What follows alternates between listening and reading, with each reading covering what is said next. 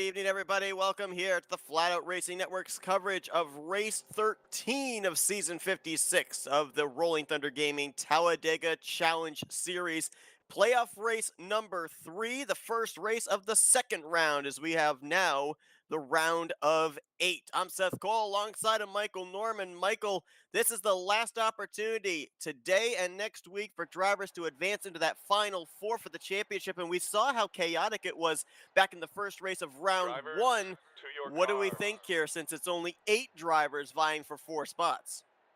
Well, it's just going to bring more of the action down with those eight drivers, them trying to get up here, get the win, get locked into the next round, and even with unforeseen circumstances here, Josh Metallic, hey, he's on the pole for this race, so he's looking to try to end it in victory lane, even though he's not part of the chase anymore. Yeah, exactly. We talked about at the end of last week's broadcast how there was a tie for the final playoff position, but we were told here this week that since Bernie Mobbs and Josh Metallic were in a tie for that 8th position and Bernie Mobbs had a win to lock him in, how it basically worked out was the drivers that won, Bernie Mobbs in the first playoff race, Grant Wesley last week, they were already locked in via win. It then went down to the next 6 drivers via points, and they were Seminara, Schilling, DeSpirito, McClure, and Rodney Sullivan, and Tim Nafsker. And so therefore, with Josh Metallic being technically the 7th driver points-wise, he was the first one eliminated. So he, along with Kelly Causey, Richard Martin, Milt Surratt, Donnie Garrett, they'll just be looking to finish out the season with a checkered flag. So pretty interesting. I guess it just, again, goes to the level of competition you have here in the RTG Tally Challenge Series, that the defending champion out in round number 1. Yeah, it's never a good sign. You always want to try to double up on your championships, win more, show that, one championship win isn't going to be enough. So, you always you think highly of yourself. You want to try to get out there and show people, and just being eliminated, that's going to be such a devastating blow. Well, we have 8 drivers left standing. There are 16 points separating those 8 drivers, and it's a 36 truck field here tonight, as Josh Metallic will share row 1 with Brian Schilling, Mark Paglia and Wiley Cote in row 2, Ken Roberts, Dante Ricky there in row 3, Dave Cannon and Nathan Balser in row 4, and the top 10 completed by Bob Dixon and Donnie Garrett. Mike Rogers shares row 6 with Rodney Sullivan, row 7, Jason Scheck and Greg Palmer. Row 8 is where we'll find Richard Martin and Bernie Mobbs. Curlin Hurst and Andrew Miller are back in row 9, and the top 20 completed by Doug Hewlick and Brian Lavelle. Dave Melson's back in row 11 with John Godfrey, Joe DeSpirito and Glenn Harris in row 12. Row 13 finds Kelly Causey and Milt Surratt. Row 14, Bobby Farrell and Tut McClure. Row 15 is Grant Wesley, our winner last week, and Jeremy Jeffries. Row 16 with Bob Seminara and Terry Bombard.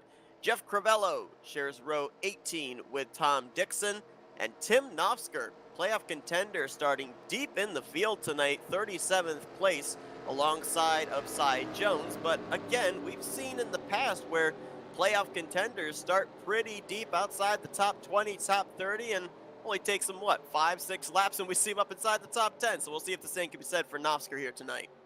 I mean, you can never count out anybody in this series. Coming to the green flag here. 66 laps of racing here in race 3 of the playoffs. If one of our 8 playoff contenders win here tonight, they go into next week worry-free, knowing that they've got a locked-in spot into the final 4, as Metallic and Schilling both get some pretty good shoves there at the start. Side by side, equal going to the corner. Inside lane has just that little bit of extra momentum there, but we'll see what the outside line has coming off the corner. Might see Metallic come up to the outside lane. And right on cue, there he goes, up there to the top side to pick up the middle lane that gets that momentum off of turn 2 down the back stretch. Schilling pulls right up to the back bumper of that Geico Geico Chevrolet. Dante Ricky, 4th truck in line there. It's a Chevrolet. Chevord, just like your Chevy Camaro. Chevy Camaro, yes. Patented. Yes, that makes a comeback. Got Dante Ricky there, 4th in that line. We've only seen him make a couple of starts this season, but certainly could be an X factor into this to maybe help push a playoff hopeful into the Final Four today. Wiley Coe right there. I mean, it's hard to miss that number 6, that bright neon green Castrol GTX Dodge, as he's third in line. There's a lot of drivers that we've seen this season that have been so close to picking up a victory. Last week was the first time all season that a driver had gone to victory lane more than once. We were riding a streak of 11 different winners in the first 11 races, Grant Wesley breaking that streak. But even so, there's so many drivers that we see week in, week out that we know on any given day they could pick up their first win on the season. And how crucial do you think it would be if that were the case for a non-playoff driver here tonight? All 8 playoff contenders basically having to rely on points situation going into next week. I mean, it's happened before. You know, honestly, it wouldn't surprise me to see a non-playoff driver win this race. You know, I mean, you know that the playoff drivers out there want to win. They want to lock themselves in, but, you know, it's not always a guarantee. So it would not surprise me to see a non-playoff driver win this race and then have to rely on points. So they're going to be trying to get the best finishes that they can. The battle for around roughly the 10th, 11th position. Mark Paglia still on the inside with Ken Roberts, David Cannon on the top side, getting the draft from the 93 of Curlin Hurst. Like some of these drivers still pinned down to the inside line, looking for a venue up to the middle lane. You got Bernie Mobbs there in the 31 truck as well. That leaf filter Dodge is now Paglia is going to swap up to the top in front of Ken Roberts. Chuck McClure down there in the bottom in the 17, trying to make his way up there. Right now, if you're wondering about the 8 remaining playoff contenders, what it looks like with them ranked after the points reformat from round 1. Bob Seminara, the current points leader. Grant Wesley, last week's winner, is second. He's 4 points back. Brian Schilling, who runs runner-up at the moment, he's third in points, 6 points back. Joe DeSpirito is fourth. He's 8 points out. Chuck McClure is fifth. He's 10 points back. Rodney Sullivan's sixth, 12 points back. Tim Nafsker currently sits in seventh. He's 14 points out. And Bernie Mobbs, who won the playoff opener, he's eighth in the points standings, only 16 points back. And any one of those drivers, based on the number of drivers that took the green flag here tonight, Michael, could easily be heading into next week's race as the points leader, with it just being as close as it is points-wise amongst those playoff drivers. Yeah. Points being as close as they are and the big fields they get. Seth, remind me, the series does, it's 1 point per position, right? Yes. Okay, so that's very little chance you get to gain ground, especially with most of these drivers. So having a close, tight battle like that, it makes it more stressful because, you know, falling 5 spots, that's 5 points. Gaining 5 spots, that's 5 points right there. You know, it can go either way, and it's just very, very stressful. So just kind of throwing this out here as a possible scenario with how many drivers we have, 36 in total, and only 16 points separating those 8 drivers. Is it possible, say, if one of our playoff contenders has a DNF here tonight, finishes back in 34th, 35th, 36th, and the rest of the other playoff contenders have a good day, could we have a driver, even though there's only 8 of them, have a driver heading into next week's elimination race in a must-win situation? It's always possible like that. As you can see, the outside lane trying to form here a little bit. Oh, there goes 79. That's Nate Balser. No caution. He's coming back up. Oh, nope, there it is. Now there's gonna be a caution. Oh, there's a big wreck and flipping here. Bobby Farrell, Tom Dixon, and Jeff Cravella. And oh my gosh, the 079 is still barrel rolling there in the infield grass, all the way back up above the yellow line, double yellow line through the tri-oval. That's a big break for Cy Jones, who actually lost the pack on this run here.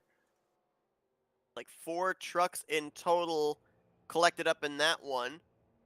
None of them playoff contenders, as I believe the caution came out just before the leaders hit the start-finish line, which is why you see them kind of coasting and fanned out here on the back straightaway. They're waiting for the pace truck to pick them up before pit road is open. Not certain if anybody else was involved. I only saw Dixon, Cravello, Balser, and Farrell, but then again, a lot of times when we go back and look at the replay, we end up seeing a couple more drivers get bits and pieces of the incident. If we Yeah, can. I think he just got a bad. It was either a bumper grab or just a bad bump off the corner that sent him down to the inside wall. And he was running up at the front there too, right inside of the top 6 or 7, I believe. It was a very hard impact. Take a look here at what happened out of turn 4. And Nate Balzer was running in P5 at the time. Donnie Garrett behind him makes that contact into the right rear, and then truck just shoots right back up the track. Actually, oh gosh. Nathan Balzer, I thought, came back up into traffic, but it was a reactionary wreck of drivers thinking he was going to come back up. I think that was Dixon getting hooked by Crivello, and then Bobby Farrell spins straight down into the same path as the 079 of Nathan Balzer, and that's why both of them went flipping. That hard impact, almost door to door. Yeah, and it's just tight, close quarters racing. Take a look here at Bobby Farrell's point of view. Balzer crossed the line the last time by in 5th. Bobby Farrell crossed the line last time by in 32nd, but they both found each other in the same spot up into the tri-oval. Yeah, it's like Tom Dixon came up across the nose of Bobby Farrell, feeling that Balzer was going to come back up the racetrack. Farrell hooked into Nate Balzer, and then Jeff Crivello had nowhere to go when Dixon spins up into his path on the top side of the tri-oval. So 4-truck incident. Again, none of your playoff contenders involved in that one, but going to be a couple of drivers that are going to have a very early evening here at Talladega. Not even 10 laps in, Nathan Balzer and Jeff Crivello have already gone back to the garage area. Bobby Farrell sits on pit road. We'll see if they're going to try and get him back out there or if his day may be done also. And we had all but 5 drivers come to pit road under this caution. Dante Ricky, Donnie Garrett, Andrew Miller, Jason Scheck, and Kelly Causey. I'm going to assume the 77 possibly might have stayed out the extra lap in terms of serving a penalty. The way the penalty system works here, if you know you're responsible for an incident, you wait the second lap and come down pit road then. And there goes the 5 drivers that stayed out that extra lap. That should turn the race lead back over to Josh Metallic in the 39.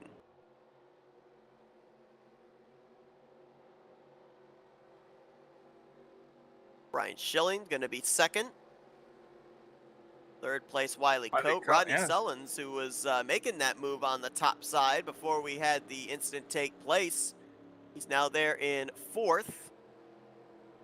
Greg Palmer up here. Yep, Palmer going to be 5th, and looks like Mark Paglia would be in the 6th position. Richard Farrell still sits on pit road. Yeah, they're doubling up already. Yeah, Farrell took a hard hit and a bit of a flip, so he's definitely probably trying to get some damage repaired there. You know, Cy Jones again back here on pit road taking it easy. He's lost the pack prior to this caution, so this caution kind of saved him. But we'll see if he's able to stick with the pack. We saw those 5 drivers come down pit road, and somebody else joined them, topping off the fuel tank. Bob Seminara in the 712. Points leader coming into this one, was easily pointed into the round of 8 last week after having a tremendous round 1, but putting himself back in traffic there with a little bit of fuel strategy. Yeah, let's see if that pays off. I mean, in the back isn't always the safest place to be. Well, we got a moment here. We still haven't gotten the 1 to green signal yet. Let's bring you up to date on what's going down in the bracket series. And here tonight, we are going to finally know who is going to take on Bob Seminara, the winner of the winner's bracket. He will be taking on Brian Schilling or Grant Wesley. Wesley moving on to the 8th round of the loser's bracket. Right now, Brian Schilling has the advantage, running in 2nd. Grant last time by was scored in 15th, but let's also remember that Grant is coming off of a victory last week. Brian Schilling still looking for his first checkered flag of season 56. Oh, it's a great place to get it. What do you think if you're Bob Seminara, realizing it's going to be one of these two guys? Do you maybe pretend here today that they're your competition for next week in the the bracket championship and try and gauge yourself position wise to them? Well, I mean, you can consider it practice in a way, like, okay, I could be going up against this guy, so let me try to finish ahead of him, and then come up with a strategy that could possibly put you in a position to do that. So that's what I feel like is going through his head right now. Just trying to find a way to position himself in front of that person.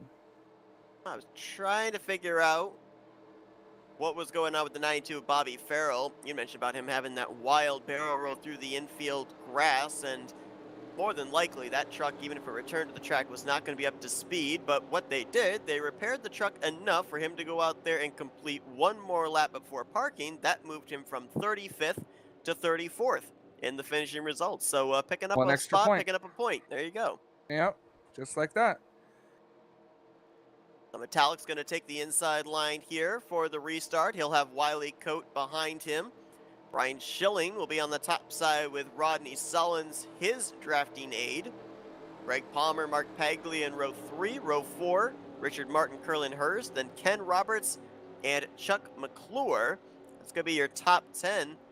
Interesting here. Obviously, the playoff drivers in a field of 36, they're pretty much outnumbered. They only make up, 1/8 of the field, so they'll be few and far between, but interesting that only 2 of our playoff drivers right now are going to restart up inside of the top 10. Bernie Mobbs will be back in 13th, Grant Wesley 15th, Joe DeSpirito 18th, Tim Nafsker, we mentioned about him starting deep in the field, he'll be 19th on this restart. And then Bob Seminara all the way back in the 29th position for this upcoming restart on lap 11. See, with them coming down pit road this time by should put them, about lap 30, maybe? Somewhere around there between the next time these cars come down pit road.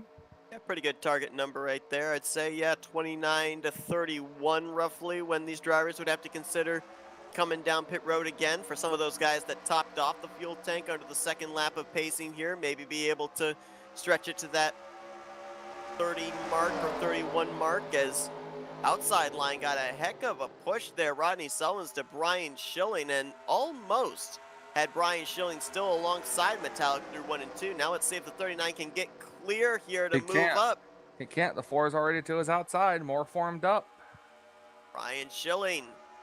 That square D, Bobby Hamilton, number 4 throwback, going to go to the point. Rodney Sullivan, Mark Paglia right there with him. Remember, for Rodney Sullivan, we keep talking about it week after week, but he ended up finishing runner-up in the race that he was eventually the winner of. An EOL for then race winner Chuck McClure put the checkered flag to the 38 and locked him into the playoffs. As is that Donnie Garrett, I believe, in the 77, just coming back off of pit road. Yeah, it is. He's 1 lap down. Not certain, but I'm wondering if maybe connection problems. Did he maybe fall out of the server? I know that back in the middle of the regular season, he was dealing with connection problems. He did. A tough break there for Donnie. He should be, I believe, the only truck 1 lap down. So if we should get a caution, he would get the lucky dog and be back in the lead lap. And how about this, Michael? 3 wide. Oh, Curlin Hurst right up across the nose of Jeremy Jeffries. Now Sullins jumps up there. We're going to go 3 wide for second place. And possibly 2 wide for first. Battle here. Now 4 is going to have to jump down to the inside lane here. Rodney Sullins, Curlin Hurst, Jeremy Jeffries in 3rd lane. Now the 3893 jumped down to the middle lane. Edged out ahead for the moment is that Black Rifle Coffee Chevrolet of Rodney Sullins, and 3rd lane still has a number of drivers. Jeffries, Melson, that's John Godfrey up there as well. Oh, maybe 4 wide as Jeffrey says, you're not stalling my momentum, Sullins. This is going to be tight off of turn 4. Well, they're all making it so far. Gosh. I can't imagine the heart rate going up here, and not everybody went to that 4th lane. No, they did not. Most of them staying in that third lane. We'll see if Jeremy Jeffries can get Dave Melson clear. Rodney Sullivan still in no man's land. Now he'll find a space in the middle line. I can't believe, first off, I'm amazed we made it 4 wide at all, but they did that through the tri-oval. I mean, it doesn't seem like it, but that's a very tight area of the racetrack. Not a lot of room can really be given because you're turning left more so there than you are on the back straightaway. But credit to these guys, they're good at what they do, and they kept it all pointed in the right direction, kept the fenders on it. Absolutely. Made my heart skip a beat there just watching this, as before Brian Schilling has the lead now, and there's a bit of a line forming on the inside. Yeah, we ended up having that break up there on the top Oh, side where Scheffler the doing momentum... it again. Paglia jumping up there. Palmer's jumping to the middle line. But yeah, we ended up having the middle line and the outside line, which both had good momentum, get broken up with that 4 wide. That aided the bottom lane for Schilling, Metallic, and Wiley Coat to get themselves clear. Now they're going to jump up to that middle line, seeing that Greg Palmer has a big run. Hardly anybody on the inside, and that's going to stall out the inside's momentum there. Big checkup for the inside. Talked about how defending champ Josh Metallic eliminated from the playoffs last week. Does that give Josh a little bit more of an opportunity to be aggressive here today now to try and get the victory? Because, you know, he doesn't have to really worry about points. We end up hearing as well that he won't be here next week going on vacation. So, you know, go the extra few percentage points in aggressiveness to try and put this thing in victory lane, because there's no championship hanging in the balance anymore. Well, I mean, that is true, yes, but he also did say if he did win this race, he would be pretty upset because he'd have been locked into the Final Four had he stayed in the chase. So I feel like he'll have oh boy, that 43. I feel like he'll have a lot of mixed emotions if he were to win this race. That was DMAR there, Richard Martin, that looked a little loose, making that move from the bottom to the middle as the top side continues to form. Mark Paglia, Chuck McClure, Rodney Sullivan's up there, so a couple of playoff drivers nose to tail, the 17 and the 38. And just back there, you can see right side of your screen, that's last week's winner, 2-time winner this season, Grant Wesley. There was not space for Curlin Hurst to get in front of Paglia, and he almost walled the 28. Oh yeah, he's got to keep up. I mean, there's hardly, they say Talladega's wide, but apparently it's not wide enough. No, apparently not. They want to take this 3 wide. We've seen them 4 wide. Curlin Hurst lost some momentum there when he had to lift out of the throttle, and Jeremy Jeffries stuck him in the middle. Whoa, Brian Schilling. Boy, that truck got his left front down on the the apron below the double yellow line, and it hopped for a moment there. I thought he was going to shoot back up the racetrack. He almost did. Got to be careful down there. Don't want to get the truck upset, especially with how we've seen them race. Greg Palmer, oh, he might regret moving to the middle lane because he left the top side open for Mike Paglia. But Paglia's only got McClure, and we almost were 4 wide there with Wiley Cloak sliding up into Greg Palmer. He tried to go to the outside. He just wasn't quite clear. But boy, you know, you talk about these drivers needing a heart rate monitor, Seth. I think we do too. I think you're absolutely right. We got to make that happen. My goodness, these guys they're trying to make trucks fit where there's not any space right now, and we're not even a third of the way through this race yet. Actually, I think we are. But, you know, my math is not that great. No, we got to get to lap 22. Again, we're more than a quarter of the way through, but we're not a third of the way through, sir. Again, my math is not that great. Yeah, if it's between... Got a D in math. That's why do you think I'm here? Because I can't in do a math. sport where it's nothing but numbers. Good thing I'm not dyslexic. Ooh. Oh, they're catching the lap car here. I believe that's Mike Rogers. Yes, it is. Yeah, Mike had actually lost the draft when they restarted. Tom Dixon, I believe, has also lost the draft, as has Cy Jones, so we may see them approach those trucks. He's got to keep it up on that white line. Yeah, and this is one of the worst places to approach a lap truck. We've seen in the past year this season trying to make their way 3 wide and then 4 wide around slower machines off of turn 4, and that's where we've seen a lot of the big wrecks take place going into the tri-oval. But Mike Rogers did a good job keeping it up there in that 4th lane right up against the wall. All the rest of the drivers did a masterful job getting through. so we still remain clean and green up to this point. Only one caution has been issued here tonight, a 4-truck incident out of turn 4 heading into the tri-oval. 3 drivers out of the race as a result, but remember back to the playoff opener, Michael, we saw quite a number of yellow flags in the closing stages of that race. It was the elimination race where it was more relatively calm and we saw pit road play a factor. Here tonight, we may get a little bit of both. I completely agree. Like you said, we're approaching a third of the way through this race, and we're roughly about 10 laps short of green flag pit stops here, as these guys are catching Tom Dixon, someone who was involved in that. I believe who was involved in that wreck, the first wreck, and Donnie Garrett also back here, as well as Cy Jones. So a couple of drivers just not keeping up with the pack. Tom Dixon, big congratulations to him. He had a Talladega victory just last weekend in the Talladega Nights race, team race. Was a part of that, and he was able to pick up a checkered flag there. As how about 3 wide all the way through from row 1 to row 4? Man, how about row 5? How about row 6? I can keep going. They can keep going. I'm getting Daytona 2001 flashbacks. Oh my gosh. I'm getting RTG flashbacks. They do this all the time. And that's McClure up on that top side. And there's Tim Nafsker. We said it, not going to take long. Yeah, he started deep in the field, 35th position. It only took him a third of the race. A third of the race, and he's now up inside of the top 10. Last time by was scored P7. Joe DeSpirito there in the 24. Haven't mentioned his name yet here. He's on that inside line, 5th truck on that inside line. Now making his appearance up inside of the top 10.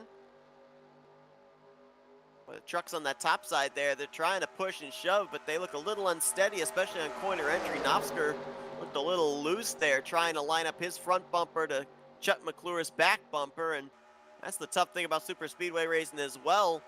Maybe working with a playoff opponent, but you kind of have to, because the playoff drivers find them. Yeah, the playoff drivers are where they are in the postseason because they bring fast trucks every week. And you want to work with the fastest trucks in the field because when they move to the front, you're going to move to the front. Absolutely. You know, the outside lane died off a little bit, and the inside lane is the one that's been the dominant one. But like we said, we're 7 laps away from possible green flag pit stops. And, you know, I don't see a lot of these guys switching lanes now because we're getting a little bit late in the run. This is where you want to position yourself for your pit stop. Yep, when you start to see it fan down to double wide and see drivers migrate from the middle to the bottom, that's a clear indication they're planning to come to pit road. There's no doubt. First driver that's going to be the Pied Piper drawing a big bunch of the field to pit lane will be that 39 of Josh Metallic. He's been out in front now for 18 of these 23 completed laps. Wiley Coate has stayed pretty committed to him there in second. Jeremy Jeffries, saw him heading that third line about 7-8 laps ago, and he's now slotted into third with Ken Roberts in fourth, and now 5th place battle going to be side by side. Brian Schilling still trying not to give up on that outside line alongside of Joe DeSpirito.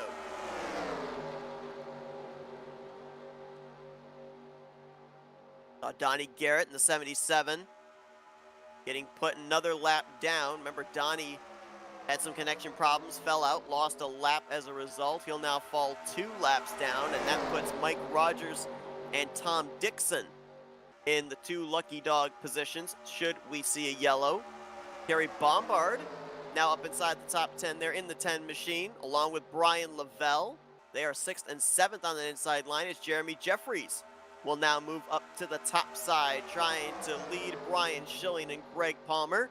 He'll get himself alongside of Wiley Coate for second. He's going to have a big shove here off of turn 4 to maybe get the race lead, as they'll now put the Sunoco Chevrolet of Cy Jones a lap down, leaving us with 29 drivers on the lead lap. And right now, looks like all 29 of those cars, trucks rather, are up in this lead pack. Jeffries gets that lap led, first of the night for him. So far, Metallic has led 19 laps, 3 laps led for Brian Schilling, 1 lap led apiece for Dante Ricky Rodney Sullivan, and now Jeremy Jeffries.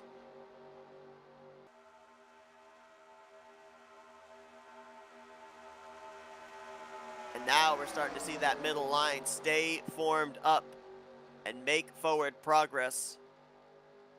Jeffries clear for the lead, Schelling clear for second. Greg Palmer trying to get around the 39 for third. Rodney Sullivan's there as well. One car is broken down to come down pit road. I believe that might have been Bob Dixon. And brother Tom Dixon going to come down there with him. Tom, a lap machine. Usually see Bob Dixon come down quite a bit earlier than most everybody else. Seems to be a strategy of his.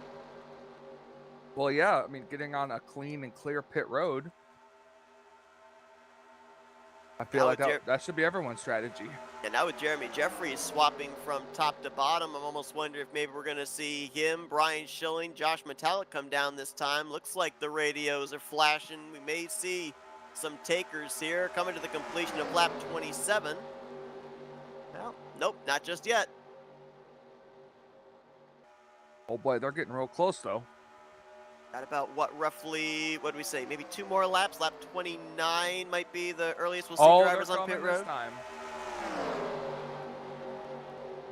Tom Dixon not able to merge back up there in turn 1 because of the oncoming traffic. He'll have to wait till the back straightaway.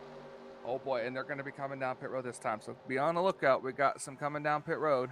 How many will be coming down pit road this time? Ooh, a lot of shuffling back there around the 17th, 18th position, trying to pick of who's staying out, who's coming to pit road.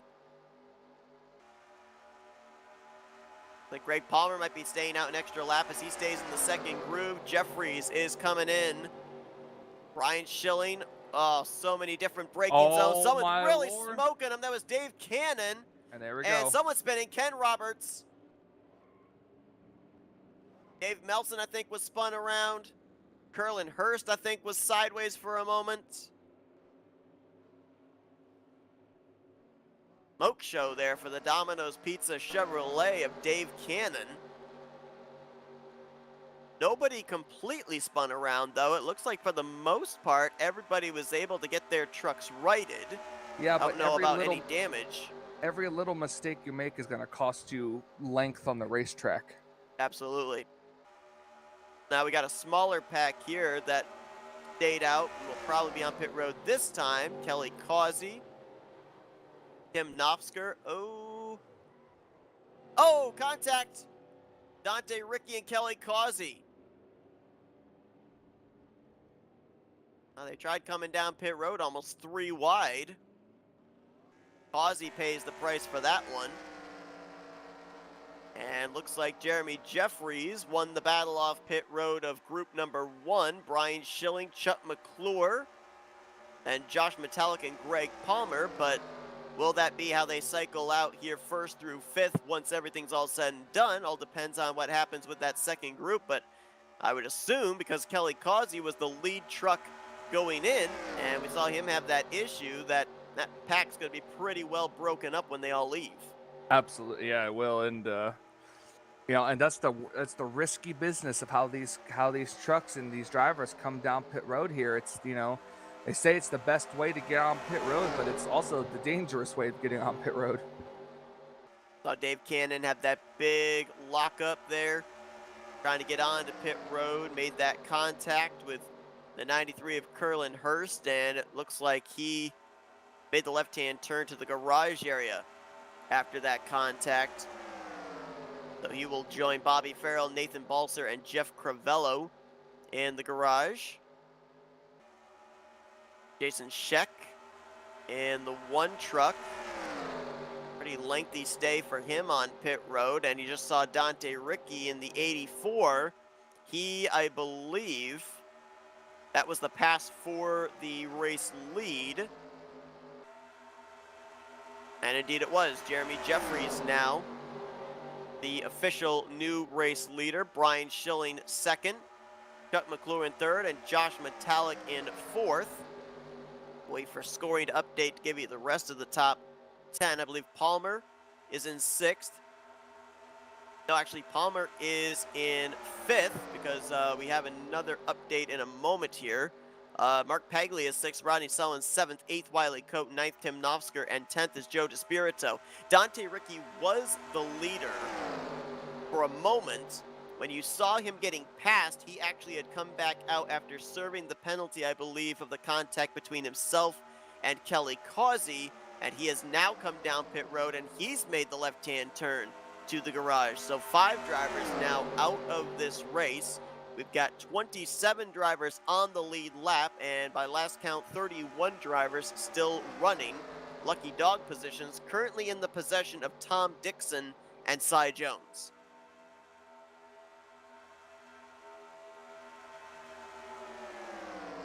Single file action now. Let's see how long it takes these drivers to bunch back up and get back to those pack racing, as I see more radios lighting up here. Dante Ricky is no longer here. I believe he has went behind the garage, if you did not say that already.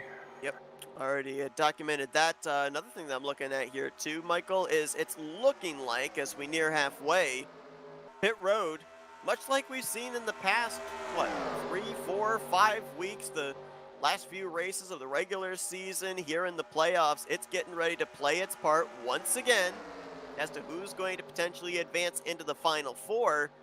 With that being said, you kind of have to look at a few of these drivers that are towards the rear of the field, playoff contenders. A couple that are standing out to me right now. Grant Wesley, who's currently back in 18th position. He can move his way up, though, as I think he's still a part of the second pack that's really in the first pack. But the one driver I'm a little bit worried about right now, and that is our playoff opening winner, Bernie Mobbs. Right now, he's back in 24th, and he's in a third pack that is upwards of 10 seconds plus behind pack number 1.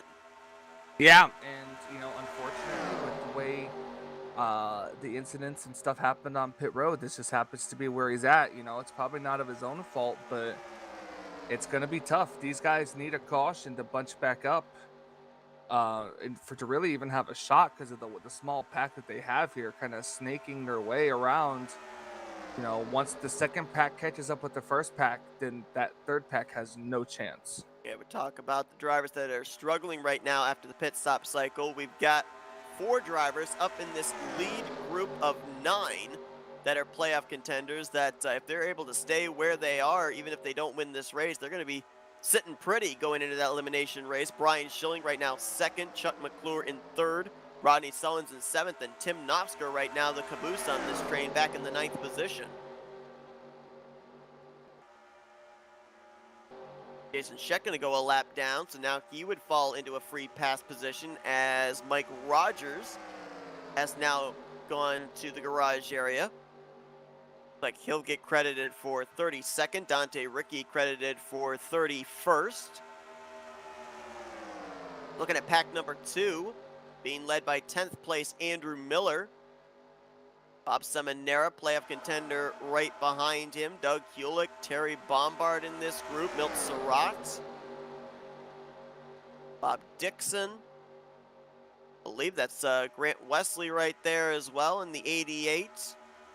Got 3 playoff contenders in this second group. Joe DeSpirito also in the 24. Brian Lavelle and Dave Melson. I believe might have been that other driver, or it might have actually been the lap machine of Donnie Garrett. And we're going to compare lap times here from the lead group to the second group. So second group, last time by, Andrew Miller ran a 48.327. And in the lead pack, 47.902. So we're talking, well, a little less than half a second, maybe 3.5, 4/10 of a second, Group A faster than Group B. So you're right. The urgency of needing a yellow flag is getting greater and greater for drivers that are running 10th on back.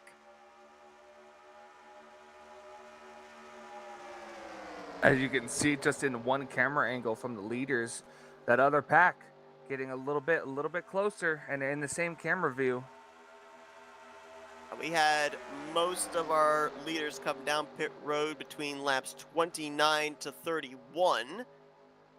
means that the next time we would see them down pit road would more than likely be in the lap 50 vicinity, maybe lap 48, 49, lap 50, which according to my calculations, Michael, means that'd be the money stop, the final stop of the day. They'd be able to make it the rest of the way on what they've got in the tank.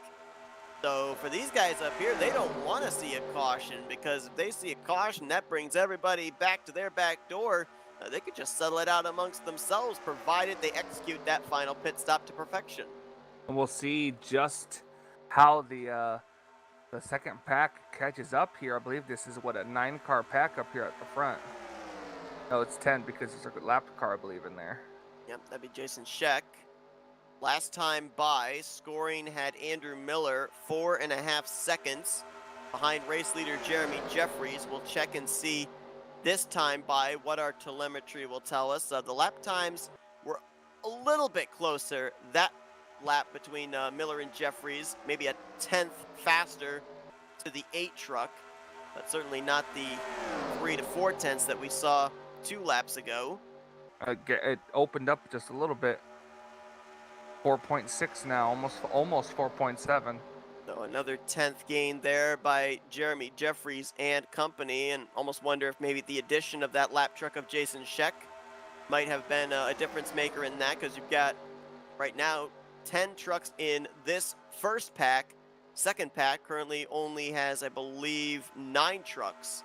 So that 1 truck advantage could definitely be the difference maker. Another thing I'm also noticing too is that Brian Schilling and Chuck McClure, along with Josh Metallic, they have created a very tight draft here with Jeremy Jeffries. I mean, look right there. No daylight between the front bumper of the 4 and the rear bumper of the 8, and that is optimal straightaway speed. When I was looking back at that second pack, it didn't look like Bob Seminara was as comfortable getting up to the back bumper of Andrew Miller, and that might be where they're losing their time as well.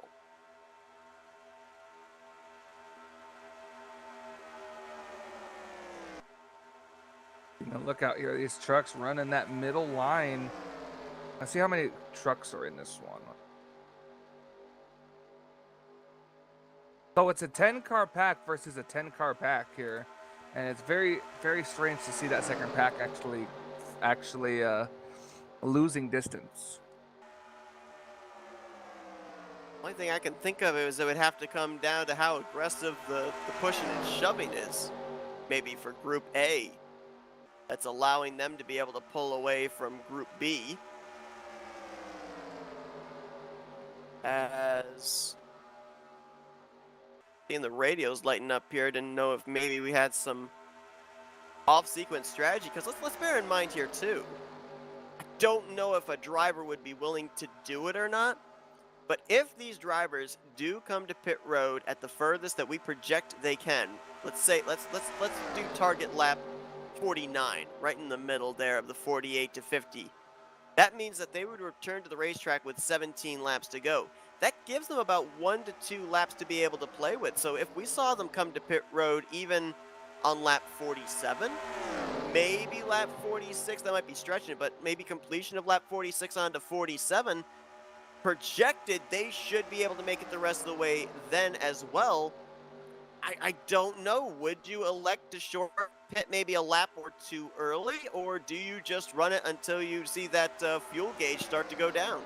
I guess it really depends on who you've got to go with you, because I certainly wouldn't want to be the only one on pit road. I mean, if you're Jeremy Jeffries right now, everybody behind you, you're lobbying, hey, come down pit road with me. We got a good thing going. Don't leave me out to dry and have me come to pit road by myself, since I'm providing you guys with all this draft and all this fuel saving mileage. I completely agree. Remember too that Jeremy Jeffries, he's also looking for his first win of the season. Not a playoff contender, but still looking for his first checkered flag of season 56. Matter of fact, you look right now at your top 9 drivers, and only 2 of them are former winners this season. McClure, who won the season opener, and Rodney Sullivan, who won, I believe it was race 3 or 4. Everybody else, they're still looking for their first victory on the season. I do believe, actually, hold on. Metallic's got to win, doesn't he? I believe he does. That's how he got. Yeah. I believe Okay, that's so how yeah, he got. three former winners. My apologies there. Tim Nafsker, he ended up pointing his way into the playoffs. No, wait, no, he didn't. He has a win too. Wow. Okay, Man, so your facts. forget everything that I just said the last 2 minutes. 4 former winners up here inside of this lead pack. My gosh. What is wrong? I don't know. I think you're tired, Seth. I'm Did just you trying get to your spin. nap in today? I'm trying to spin storylines that aren't there, apparently. Did you get your nap in today? No, I did not. Thank you for asking, though. Well, I guess that explains it. It explains everything. Someone on pit road.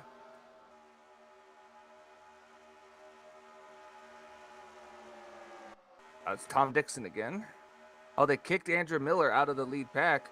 Maybe they feel like having Bob Dixon leading might help them a little bit. Yeah, Miller gonna drop to the tail end of this group. That'll put him back to around 18th place.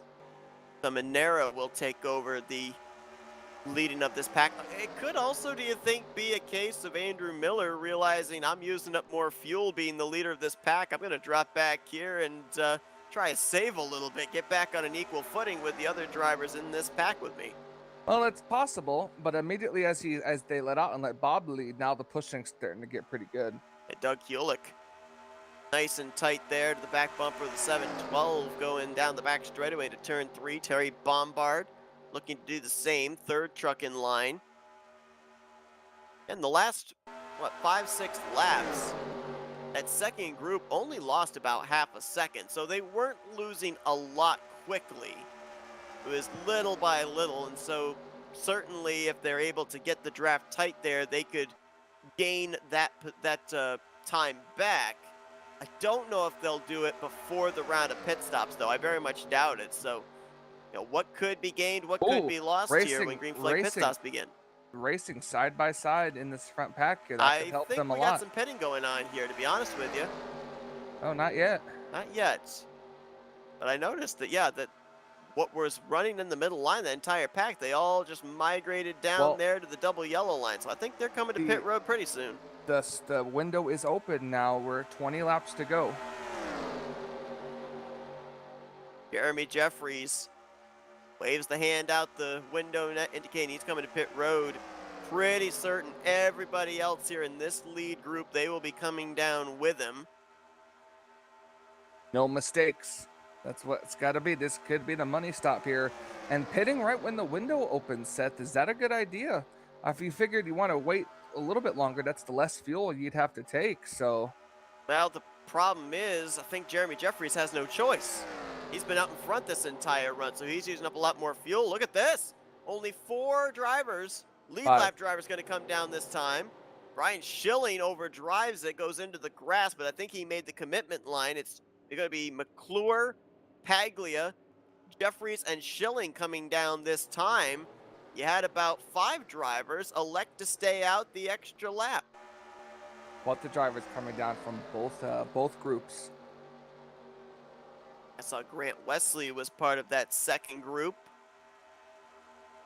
Josh Metallic, Greg Palmer, Rodney Sullivan, Wiley Coate, and Tim Nafsker were the 5 from the lead pack that elected to stay out the extra lap. We'll see if they come down pit road this time by. They will. Boy. Nafsker really hard to coming on the pit road here. Boy. Right up against that blue wall. But, we talked about the misfortune with the random qualifying of him being way deep in the field. Not forget, that also means you've got a very early pit stall, which is why he was able to have that very low entry right up against the pit wall there coming to pit road, because he knew that he probably wasn't going to have anybody pulling into their stall across his nose. He had a lane pretty much all to himself there. 2 tires seems to be the way it goes here, but and then you got to wait for your gas man to put all the fuel into your car and give you the signal to go. You could tell some of these drivers want to hurry up and go, and can't spin your tires so much. And look at Nafsker. That's going to give him the lead of this pack as he almost got turned because he almost merged a little too early. I don't think he cared for that. Some contact there between these two. I Palmer don't think and he Nafsker. appreciated that much. But And to be that's fair, gonna- it was Nafsker. It was almost Nafsker's mistake there, so I can't really blame the 22 for not not having enough time to react to that. Well, we're very lucky with the fact that the merge point off of pit lane is in turn 1. Used to be back in the day at the older versions of Talladega that you had to wait till the back straightaway before you merged onto the racetrack. Otherwise, both those drivers would have more than likely received black flags, but stalled their momentum out for sure too of getting lined up. Brian Schilling, Chuck McClure, and Mark Pagley, they're going to fly on by, and you might notice that there is a driver that is missing that was up here in the lead pack earlier. That's Jeremy Jeffries. That's because he got himself so good a pit stop that Schilling and McClure flew right on by him. Now he's the tail end of this lead pack there in the 8. He can work their way back up as we have it seems to be at least a bigger pack, unless it's still the same 9 cars here. Obviously, we don't know what exactly is going on, potentially through radio communications between the 088 and the 22, but we certainly visibly saw some frustration there in some contact. That mean that Greg Palmer might not be all too keen of riding behind that 088, might make a move on him and try and leave him out to dry. Yeah, that's true, but at the same time, he's got buddies behind him too that might not go with him. This is the toughest part about running second at a racetrack like this, is you never know if someone's going to go with you or leave you out to dry. As they cross the line here, and I am seeing... Oh, do we have a wreck? There's somebody wrecking on the back straightaway. It was a very lag wreck. That's Joe DeSpirito. DeSpirito, he was glitching in and out, I noticed. And he stalled out. Caution's out. Yellow flag is out. Playoff contender Joe DeSpirito, and it looked like it was glitched. He lagged. He glitched out for a second, and then when he came back, he was wrecking, flipping like crazy. Big time internet issues with Joe DeSpirito. And it looked like, I'm not certain, but it looked like when we dropped back to his truck, looked like that black smoke was erupting from underneath that 24, so that could be day done for him. I was also going to mention that it also looked like on my scoring that Bob Seminara had received a black flag, and if that's the case, this caution is definitely going to save him. Let's go back. Let's see if we can well, this is the caution that most of these people, that most of these drivers needed to get back up and make this a decent battle. Yeah, it changes everything up, doesn't it? Brings everybody back up into that lead pack. But man, Spirito's out of the race. I'll say a tough break for Joe DeSpirito, though. Multi-time Talladega Challenge champion. And let's see, he was running in front of Grant Wesley and Donnie Garrett when he had his connection problem, so I would assume that when his truck reappeared on his end, he might have been glitched into one of those two drivers. They'd see him reappear. Actually, that's the 23 of Doug Hewlick that was close to him when he reappeared. I don't know if it was the 23, the contact with him that was sending the 24 around or not, but man. Yeah, it was just an all-out crazy wreck. Now, we saw that Donnie Garrett had some connection problems. Joe DeSpirito now having some internet problems. I mean, Michael, you're a Florida resident. Is anything going on down there in Florida that might be leading to both of these Florida residents having internet issues here tonight? Honestly, not that I know of. Florida just, I guess, isn't an all-around good place for internet. Boy, that's some hard impact there into the outside wall for Joe DeSpirito. I don't. Can you see it on my? Over. I'll say on my end, you can. He was already wrecking by the time he reappears back into the server. So DeSpirito's night is done. Like he'll be finishing 30th place here this evening. Joe coming into this race was cutoff line driver, 4th in the standings. He will certainly fall below that cut line. Only time will tell, though, of just how far back points-wise he will be heading into next week. Will it be, like we were talking earlier, potentially a must-win scenario, depending on how many trucks fill the grid in next week's elimination race? This restart is going to be with less than 15 to go. Lights go out this time. What are we looking at? About 12 laps, I believe. They'll be left in this race. No, 13 probably. Nafsker and Greg Palmer, who we saw have that somewhere contact. around there. Yeah. Yeah, while we got the opportunity here under pacing, we're going to take you back. We only caught the tail end of it. We're going to take you back. We're going to try and dissect why the frustration was occurring between Tim Nafsker and Greg Palmer. We're going to go all the way back here to when they were coming off of pit road. Side by side coming off pit lane. 39 of Metallic coming out. Oh, wow, yeah. He was about to merge a little too early. I'm a little confused about that one myself. I believe, I might be wrong. Trying to remember if it's the case here at this version of Talladega or not, but I do know that there is a version of Talladega that I've had the experience at where you leave pit road in first gear and you deal with a little bit of wheel spin and the truck wants to come around on you, have to quickly upshift to second gear. And I'm wondering if when Nafsker got to the commitment line, when he put the power down, if he was in first gear and the back tires were not gripping and he was nearly looping that thing around.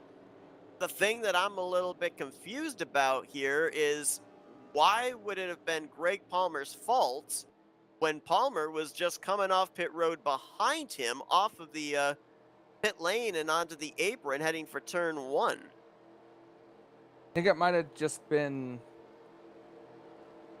maybe a little bit. I'm not really too sure. Like, I'm not sure. I'm sure it was probably an accident. Well, nonetheless, they're going to have to share the front row together. Hey, 3 wide for the lead here. I'm just kidding. The other guy on the outside is still parade lap for the fans. Right, 3 wide parade lap. That's Jason Scheck. The most parade Seth ever gets. I love a parade. I'm old. I just named off a song that you probably have never heard in your life.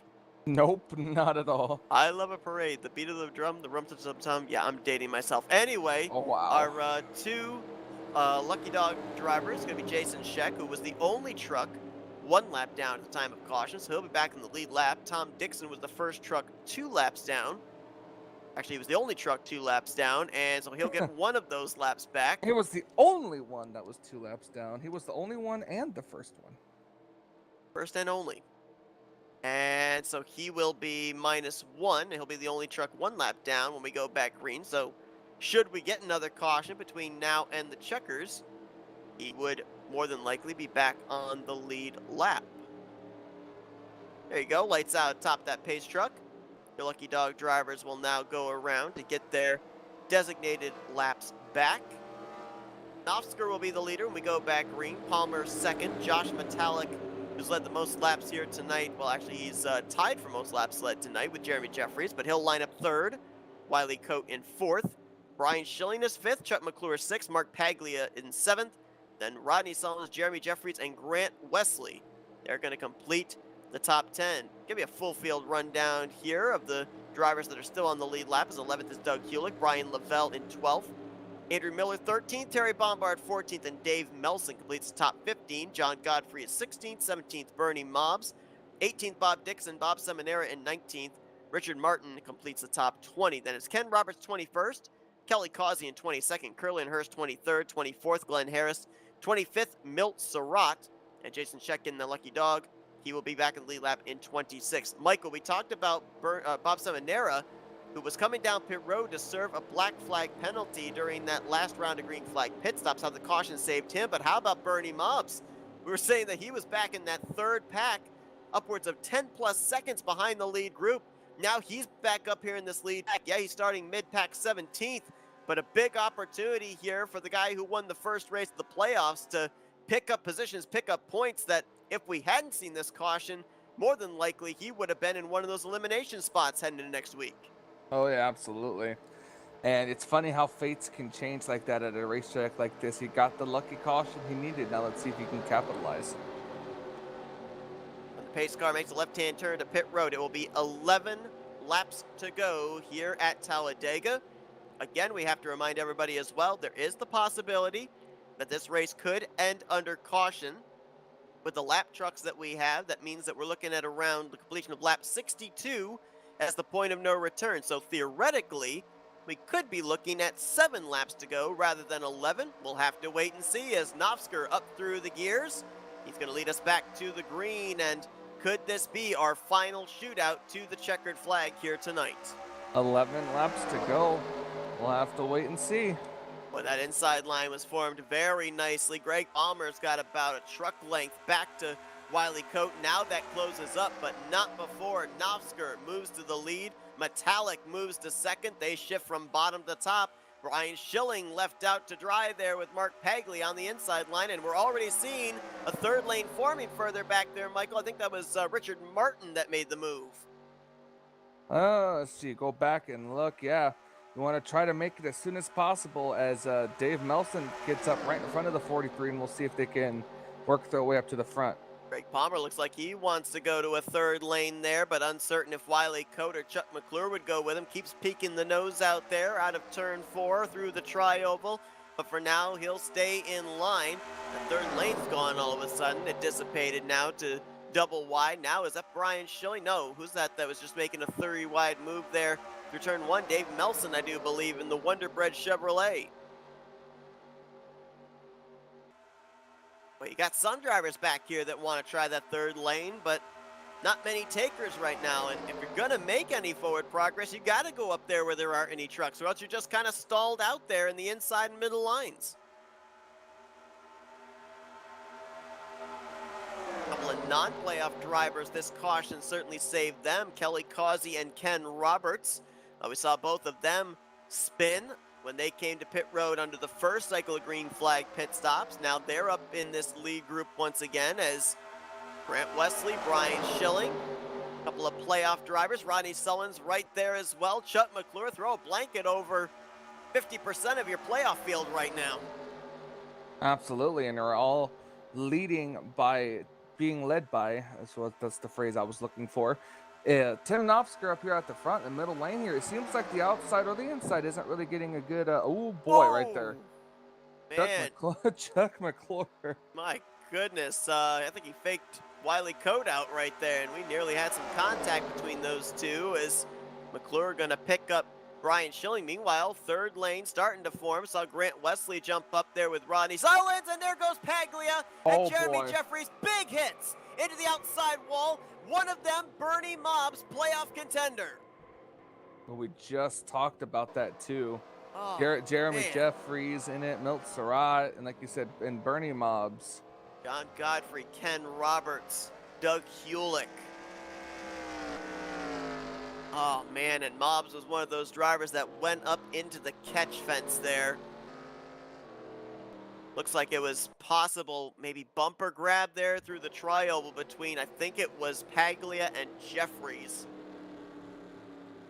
And it's one of the toughest places outside of maybe the entry of the corner to avoid a wreck. There's just almost nowhere to go because there's so many different directions that a truck can go. Oh yeah. On the bright side is they got the caution when they right when they crossed the line, so there wasn't an extra lap added. And Seth, this is gonna give us I want to say probably between 3 to 4 laps of a shootout here, maybe. Here's a look at what brought the caution out. Focus on that number 28 of Paglia. Oh yeah, he flipped up there on that inside line just enough that Jeremy Jeffries was able to get to his left rear quarter panel, and then both trucks slide up the racetrack. Nowhere for Hewlick to go. Bernie Mobbs, Ken Roberts immediately to teleport to his pit stall for Mark Paglia. Let's look at the 55, Ken Roberts. He was running back here around the 17th position, but Andrew Miller did a nice job avoiding. Bob Seminary, you see him go for a little spin. 360s it through the wreck. I don't think he hit anything, though. Ty Jones got through. Richard Martin got through. I think a couple of onboards here. Let's start with the 80 of Milt Surratt, who I think got a little piece of the incident, but he did a pretty good job for the most part of getting through. Oh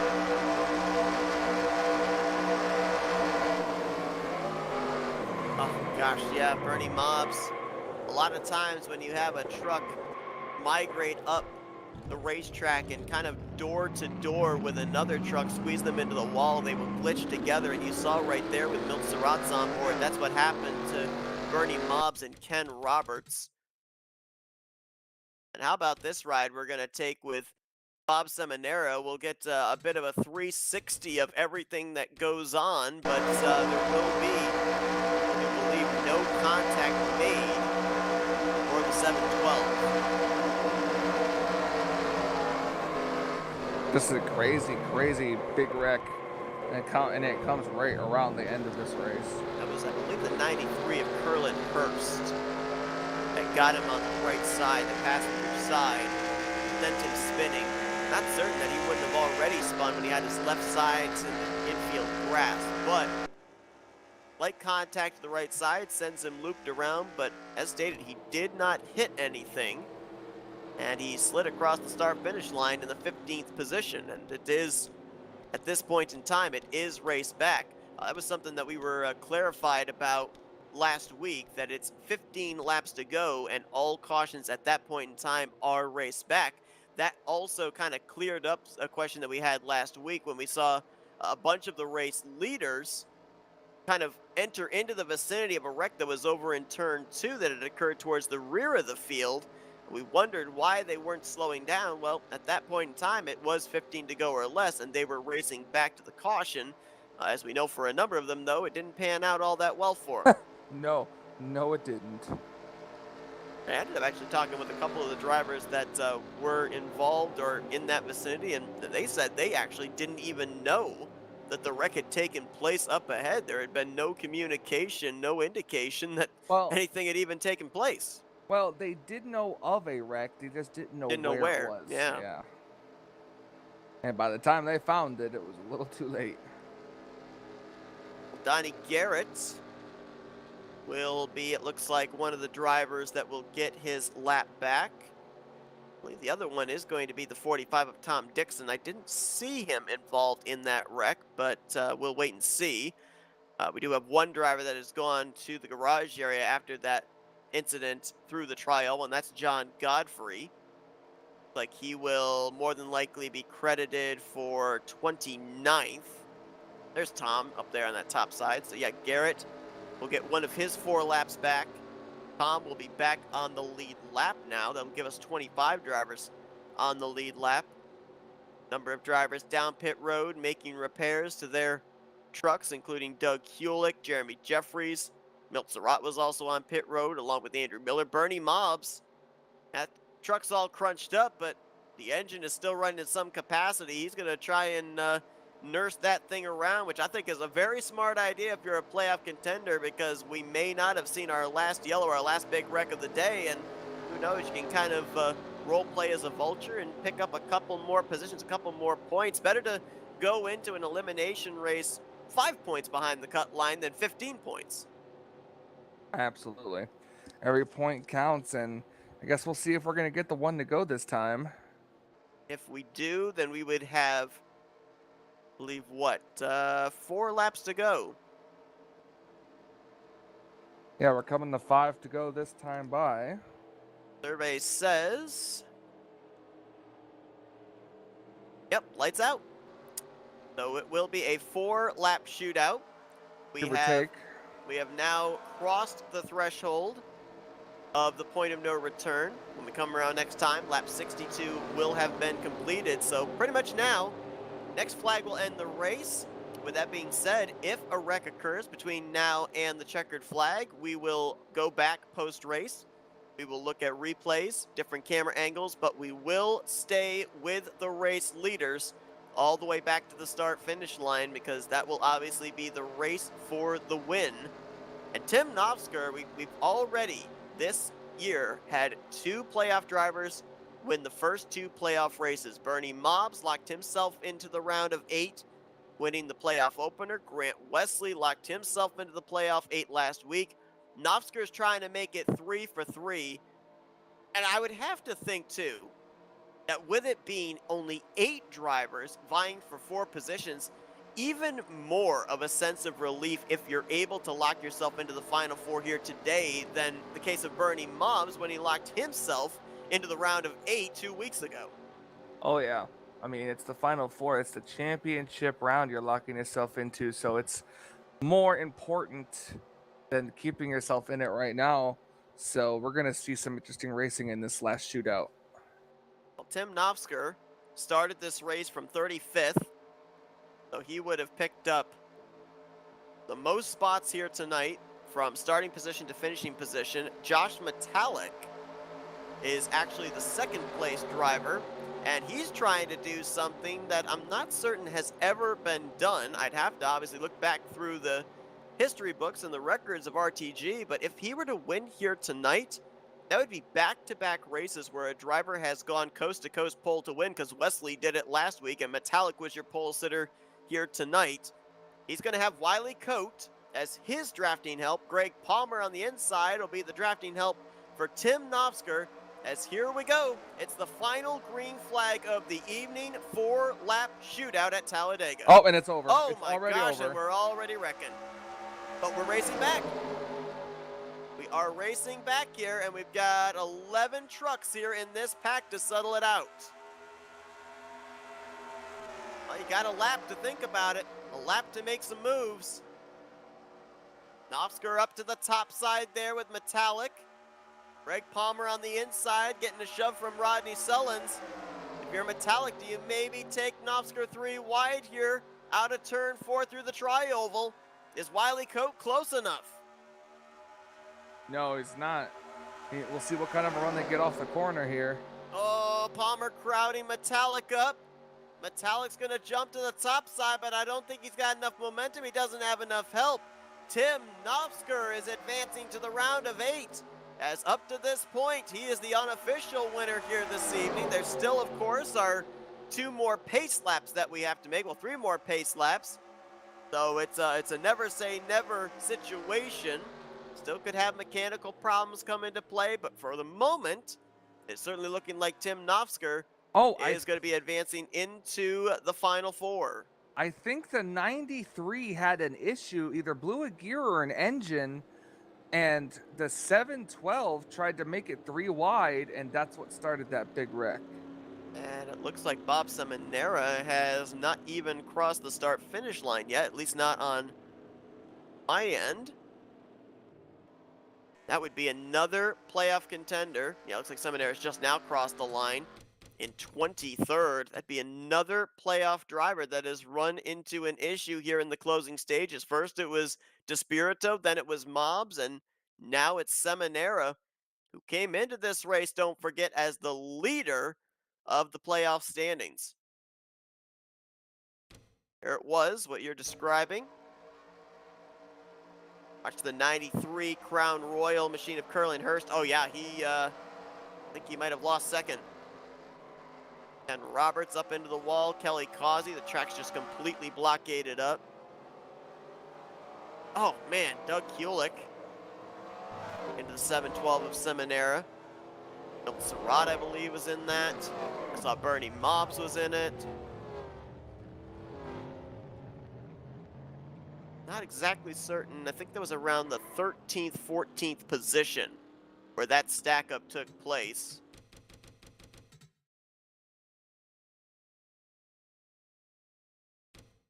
Again, that happened just after they had taken the green, so not up to full song, but that at least gave drivers behind Tim Nafsker about a full lap to be able to try and make a move. Watch how Ken got involved here.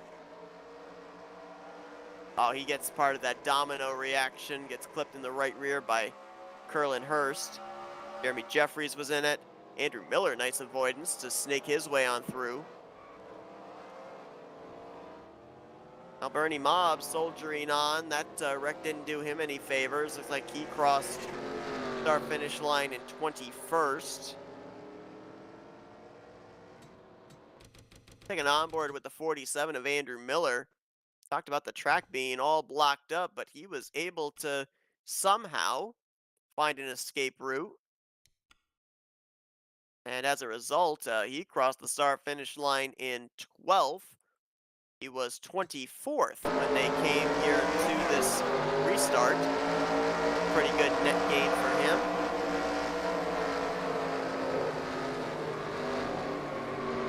Good seas parted right there for him.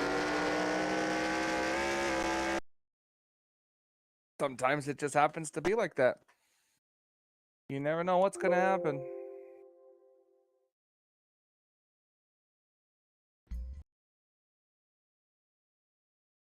So Tim Nafsker having to complete these final couple of laps here under pacing, or he will be officially moving on to the final four. 3 drivers next week will look to join him. Right now, just based off of my rough calculations of where these drivers finished, it looks like it's going to be a toss-up between McClure, Sullins, Wesley, and Schilling, because they're all going to finish nose to tail, 5th through 8th. And we talked about how close the point standings were coming into this one. Wesley, Schilling, McClure, and Sullins, they were all separated by 8 points coming into this one. So I don't know exactly who between those 4 is going to be the 3 currently sitting in transfer spots, but should make our elimination race next week very, very interesting. I completely agree, and I can't wait for them. And there's one thing about sitting through a caution lap at Talladega that makes you think, boy, I'm glad this isn't Road America. Yeah. Better to sit through 2.66 miles of pacing than, what was it, like almost over 4 miles of pacing? Right.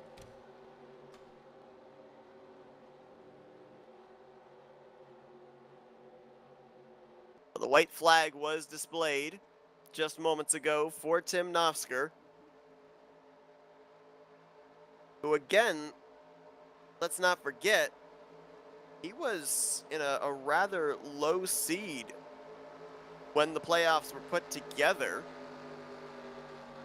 He was able to point his way into the Elite 8 and now picks up win number 2 on the season. So he joins Grant Wesley as a multi-win driver here in season 56.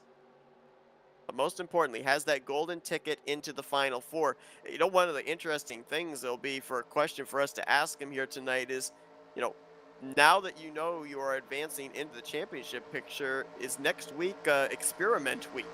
Do you maybe try out some stuff that you might then be able to apply in the season finale, or do you just kick back, relax, and wait and see who your 3 opponents are going to be?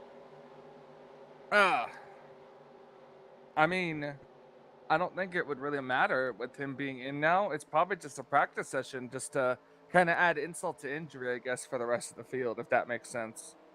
Tim Nafsker started this race from 35th position. Tonight, though, he is going to finish P1 as playoff race number 3 goes to the 088. I don't know, what do you think, Michael? Is there something about it now with our multi-time winners having an 88 in their number? Being a yellow truck with an 88? I don't know. If we have if we have 36 trucks show up next week, all painted yellow, and some 88 displayed somewhere on their truck, then we know there's something to it. Right? As we see, we have a complete mess here after the checkered flag. I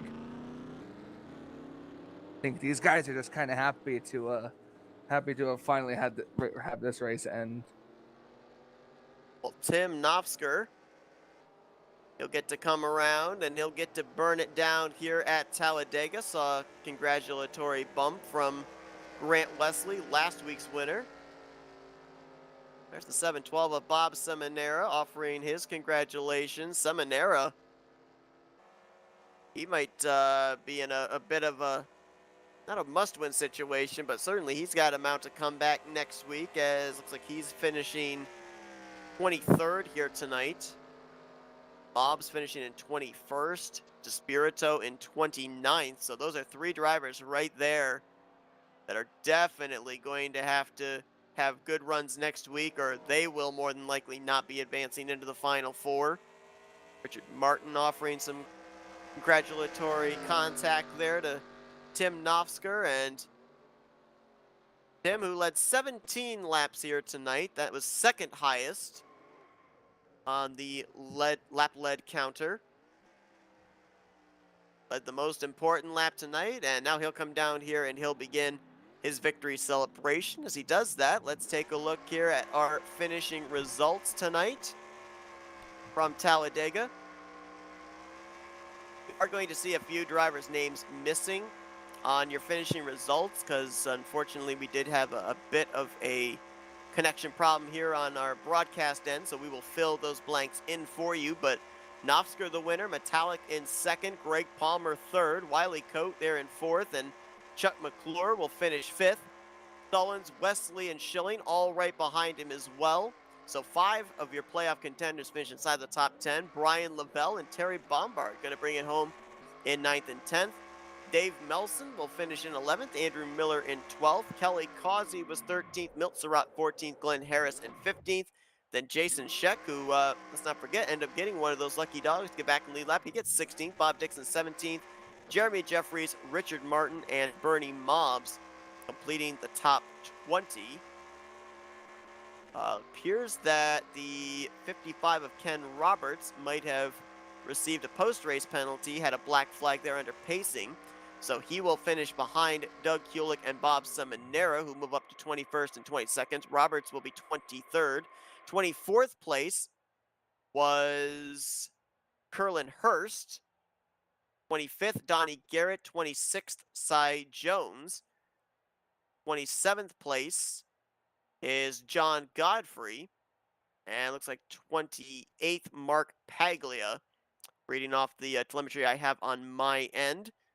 And Joe DeSpirito, Dante Ricky in 29th and 30th, Mike Rogers, Dave Cannon, Bobby Farrell, Nathan Balzer, and Jeff Cravello for the remainder of the field here tonight. We had a total of 25 drivers still running at the conclusion, and we had a total of 10 drivers finish back in the garage area. But now it's time to go down trackside and see if we can pull aside some of our podium finishers here this evening. And let's see if we can kick things off with the guy that brings it home P3 here tonight. I believe it's his first podium of the season, and that is Greg Palmer. Hey, Greg, it's Michael and Seth up here in the FRN booth. You got us? How you doing? Well, man, I'll tell you what, first top 3 finish here of the year. You had a really strong truck up in that lead pack the entirety of the second half of this race, but man, the timing of that caution just seemed to be not really to anybody's advantage, because you guys weren't able to get up to full speed. Is there anything you guys could have done, any kind of momentum, any kind of alliance you could have made to get around that 088? No, it was. I'm not going to say it was impossible, but I was hanging with Rodney Sullivan, and we were just trying to bide our time and wait for the right moment. But that moment never came because the yellow came out. Now, we saw on that final pit stop under green, there was a little contact between yourself and Nafsker coming off pit lane, merging up there into turn 1. Can you enlighten us as to what that contact was all about? Um, it looked like he was losing it. He was in front of me, and then he just went left. Now I drive roof view, so I didn't see. I can't. I don't have peripheral, so I didn't see him coming back over to me until I heard my spotter, and I gave him a little room coming up. Okay, so we were wondering if there was like any contact there, like aggressive Mm, contact or anything like that. no, maybe coming back onto the track there was a little bit, but just to let me know that he was there. But other than that, I apologize if there was anything on my fault on my end, but I don't think so. So we know obviously right in the middle of the playoffs, drivers trying to make their way into the final four. Obviously, you're out there just trying to get checkered flags here, not having to worry about a championship hanging in the balance. I mean, how much of a luxury is that for you, and how nerve-wracking is that knowing that there's so many different agendas that are going on the racetrack?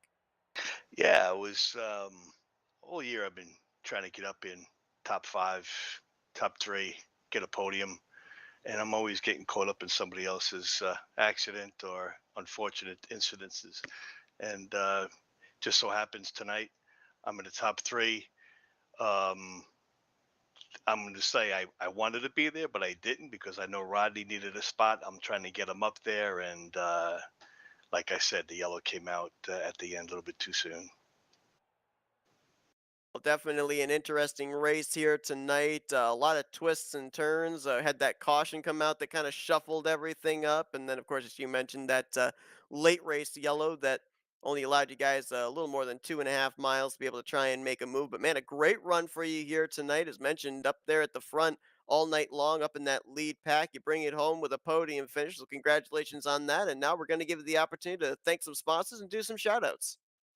Thanks, Seth. Thanks, Mike. Yeah, shout out. So my boys, got to thank Rodney. He paints all my cars. Guy's just great, great teammate. Kelly Causey, Ken Roberts. You guys definitely in the booth. Seth and Mike, you guys call great races when I go to the replays. You guys are just great. You're outstanding. And to all the admins out here, Josh. Um, oh man, off the top of my head, I can't even think right now. Tim and Brian and Wiley and everybody. Yeah, they do a great job here. Jeremy, I love racing here. Thanks, guys. That's Greg Palmer. He's your third place finisher here tonight at Talladega. Congratulations once again, and maybe we'll see back-to-back podiums next week. Next week, maybe get to talk to you again. Sounds good. Thanks, Seth. Thanks, Mike. Let's see if we can now get our second place finisher. Finishes runner-up after starting on the pole. That's Josh Metallic. Hey, Josh, Michael and Seth up here in the FRM booth. You got us? Loud and clear. Well, man, I'll tell you what, pretty good race for you here tonight. You got that pole position through the random qualifying, but you kept that track position all night long. Tied for most laps, led this evening with 20. Never fell out of that lead pack. That last restart, though, caution comes out. You've only got 2.66 miles to try and make a move. What little more could you have done to get around Nafsker for this win? Yeah, I think someone either missed the shift or lost the gear on the restart. Just really bad luck, bad timing. It's been a pretty clean race and kind of stinks to end it like that, but it happens. But yeah, I was like I said, at least this time I knew, we have one lap and one lap only. You don't guess is there going to be a yellow later. It's already out. And I was going to wait till off of turn four. I want to make sure either Tim won it or I won it. And by the time we got out of turn four, they started fanning out, and I had Wiley behind me pushing. But when they start fanning out like that, the push from behind kind of dies off, and you're just kind of along for the ride. So we made a good photo finish, I guess, across three wide. But I needed more of a push. Probably needed to stay green to at least have a chance, but you never know what happens at that point. Now, we saw there when we had those 2 rounds of pit stops, obviously the field really split up. Now, between the first round of green flag pit stops and the second round of green flag pit stops, you had a pack of 9 lead lap trucks along with the lap machine of Jason Scheck, and you guys were pulling away from pack number 2. I was of the assumption that once the fuel window opened for you guys to be able to make that final money stop, we'd see all of you come down together. That wasn't the case. You kind of split off half and half. I mean, what led to that call there of you staying out that extra lap and a couple of those other guys with you? Well, some of them had, I think they had, I know Jeremy had the pit. He had no choice. And it was going to be a bit tight on fuel for those guys that pitted the lap prior. I think they would have made it, but if you end up leading the whole time, you get 18 instead of 19 laps. So I stayed out the extra lap just as extra insurance to make sure that 'cause I led the early part of the race, and like if I get stuck out in the lead again for 20 laps or something, I'm not going to go 20. I'm only going to go 18, 19. So some had to pit because they needed the fuel. Others could stay on extra laps. So we did that just to be on the safe side. I think it all worked out. I think we all came out together, and then yellow came out shortly after that, I believe. Now, we already documented, unfortunately, we're not going to have you in the field next week, but we ended up seeing when it was 13 drivers vying for 8 positions in the opening race of the playoffs. We saw it was pretty hectic. And then we ended up getting to the elimination race last week, and things were relatively calm. Long green flag runs, pit road playing a big part into it. Now that it's going to be with Nafsker locked in, 7 drivers vying for those final 3 spots, do we kind of maybe see the same thing next week that we saw last week as far as an elimination race, since there's not as many drivers vying for the championship slots?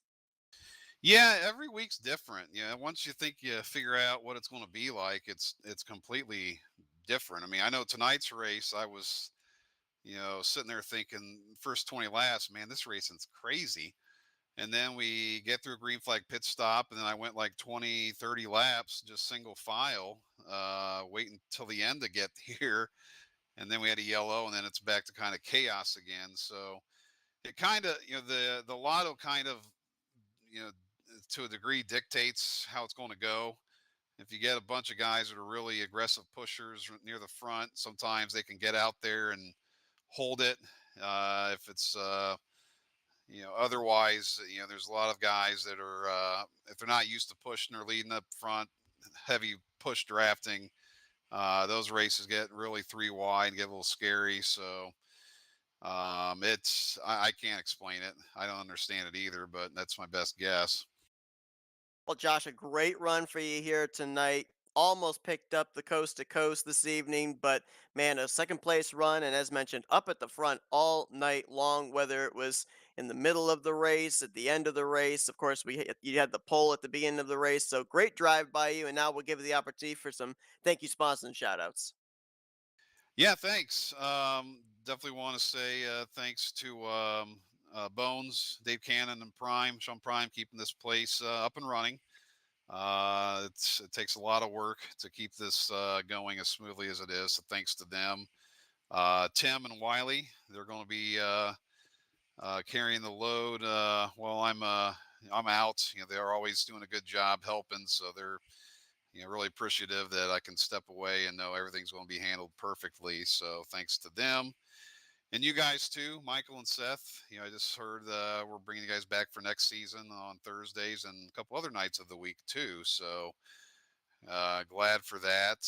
And the drivers, if it wasn't that much, if it wasn't this much fun, there's plenty of other things we could find our time do with our time. So they keep the racing good, and it's a fun time, and I totally enjoy it. So I think that's it. Well, a strong performance tonight for Josh Metallic brings it home P2 this evening at Talladega. Once again, congratulations on a great run, and we'll see you back on track in 2 weeks for the finale. Sounds good. Appreciate it. Thanks, guys. Let's make our way down to victory lane and see if we can get now 2-time winner on the season and one of our final 4 contenders, Tim Nafsker. Tim, Michael, and Seth up here in the FRM booth. You got us? I sure do, guys. Well, man, I'll tell you what, must be a huge load off your back, a huge relief from your mind to know that with the checkered flag in hand this evening, you are advancing into that Final Four in 2 weeks' time. So, I mean, what was the range of emotions going through you from the time that we had that caution come out to bunch everybody back up to the having to hold all those guys off there for that final lap coming back to the yellow? Yeah, I didn't want to see any of those last cautions. I think we had like an 8 or 9 truck breakaway at that point, and obviously I'd rather race up against 8 other guys than 28 other guys. Yeah, we talked about the fact too that the random qualifying was not in your favor. You started deep in the field, P35. But now, what's the goal for next week? Because we know you're already locked in. So, do you work with another driver to help lock them into the Final Four? Do you maybe try and help a driver that hasn't won this season that may not be a playoff contender? Or do you kind of maybe use next week as an experimentation process of maybe some moves or some drafting partners that maybe you can then apply when the championship's on the line in 2 weeks? Well, I mean, you can make all the plans in the world, but to see them come to fruition on the track is difficult. Obviously, there's certain guys that are like-minded when it comes to drafting and petting, and those are the guys I kind of gravitate to.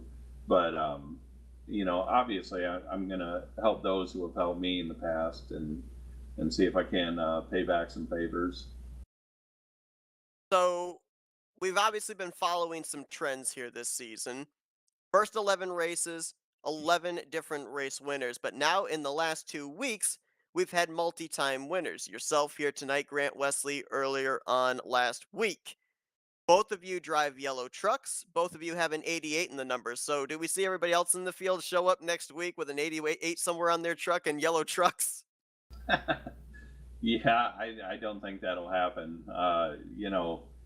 I'm just happy to be mentioned in the company of guys like Grant and Josh and Chuck, son Brian, showing. I mean, those guys. There's so many great racers here. Did it surprise me that we had so many different winners throughout the season? Not even a little bit. I mean, every one of them is top notch. You got 2 weeks to think about it. At what point does the anticipation kick in, wanting to get this season finale going? I mean, does it happen on the eve of that race, or are you already starting to feel that? I know this sounds cliche, but it really hasn't even sunk in yet. I mean, so many bad things can happen and only one good thing can happen. And when, if you look at the first race of the first round, I mean, I missed all those wrecks and then I blow a motor with 15 to go.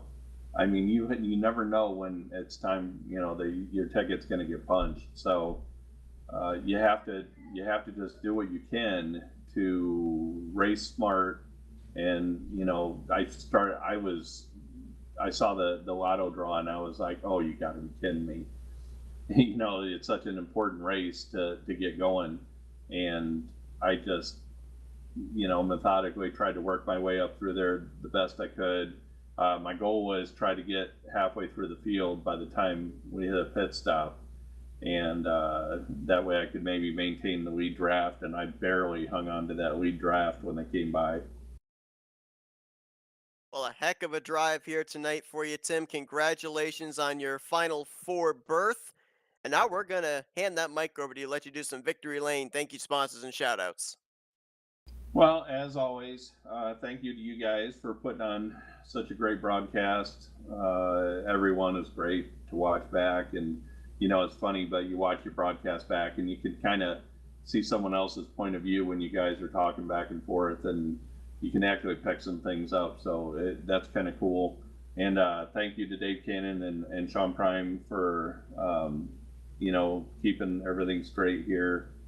I'd like to thank Josh and Wiley. They both had great runs tonight. They're my admin partners on Thursday night. Again, and I know I always have to do this, I need to thank my daughter and her family, Dan, Lexi, Chloe, and Jackson. She will sit there and watch every one of these races live, and I keep hearing my phone ding under cautions, and she's trying to talk to me, and I'm like, not now. But I love that she watches, and it just means the world to me. So thank you to them for just tuning in and watching what I do.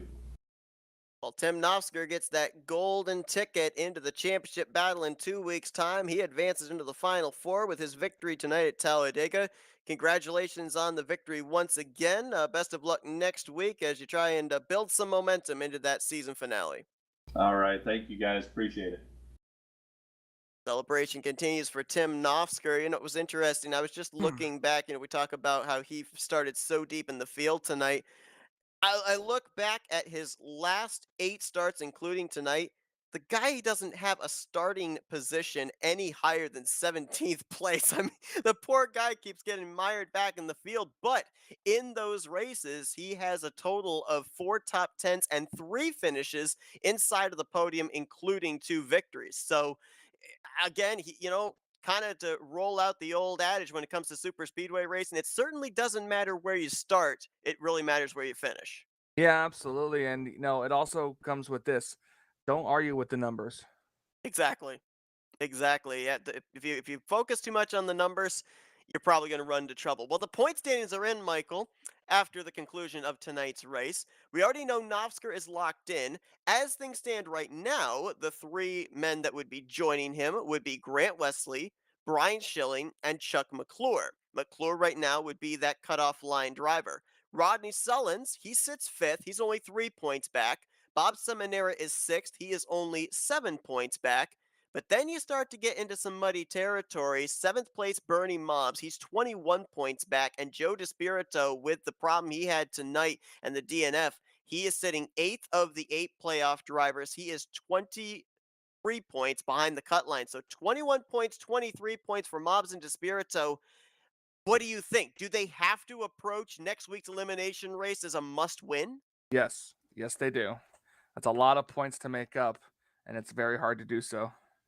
So it will be really interesting to kind of work the calculators and figure out who is in, who is out. Of course, we won't know anything official until the checkered flag waves, and maybe not even then, because remember, last season, we didn't have a Final Four. We had a Final 5 in the season finale, so lightning could strike twice. You never know. But congratulations once again to Tim Nafsker, second multi-time winner on the season in back-to-back weeks. He is locked into the Final Four. Next week, we find out who the other 3 drivers that join him will be. Michael, a really great start here to round number 2. Sets us up with some really cool storylines in the final elimination race of the season. Appreciate you joining me here tonight in the booth. Absolutely. I can't wait for next week. Can't wait to see what's next. And we also appreciate you, the fans, tuning in every Thursday night for some RTG Tally Challenge action. If you guys enjoyed our broadcast tonight, be sure to tune in next week. We end up finding out the Final 4 next Thursday night. Green flag flying at 9 p.m. Eastern Standard Time. We will then be bringing you the season finale the following Thursday night. Also, a little bit of an added congratulations. Congratulations to Brian Schilling, if I can get the correct name. He is moving on to take on the winner of the winner's bracket, Bob Seminara. Those two going to be going at it next week to see who's going to be the bracket champion. So we will keep you guys abreast of that as well. But for Michael Norman, I'm Seth Cole. Enjoy the rest of your Thursday evening, folks, as you've been watching another broadcast courtesy of the Flatout Racing Network. This broadcast is the copyrighted work of Flatout Racing Network and may not be rebroadcast, retranslated, or used in any form without the express written consent of Flatout Racing Network and iRacing.com Motorsports Simulations. Flatout Racing Network would like to thank you for your support, and we hope you enjoy